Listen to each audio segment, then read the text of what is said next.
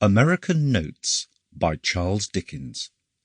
Narrated by Gary Appleton. Chapter 1. Going Away.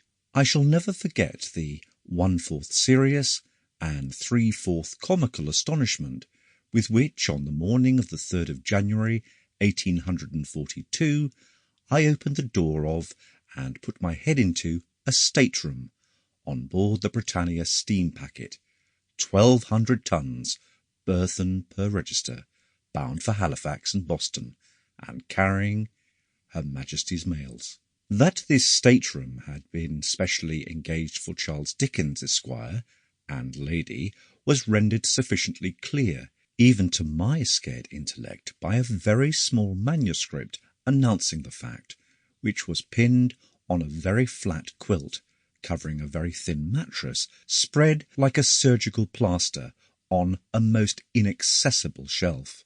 But that this was the stateroom concerning which Charles Dickens, Esquire, and Lady had held daily and nightly conferences for at least 4 months preceding. That this could be any possibility be that small snug chamber of the imagination, which Charles Dickens, Esquire, with the spirit of prophecy strong upon him, had always foretold would contain at least one little sofa, and which his lady, with a modest yet most magnificent sense of its limited dimensions, had from the first opined would not hold more than 2 enormous portmanteaus in some odd corner out of sight.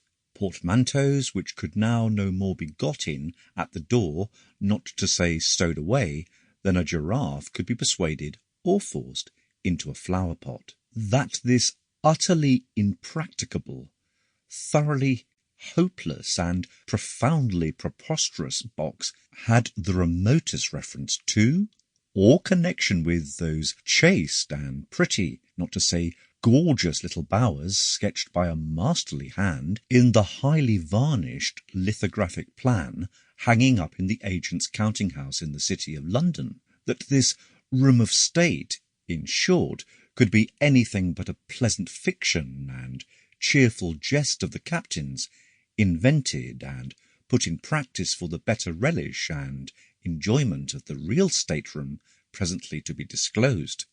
These were truths which I really could not, for the moment, bring my mind at all to bear upon or comprehend, and I sat down upon a kind of horsehair slab, or perch, of which there were 2 within, and looked, without any expression of countenance whatever.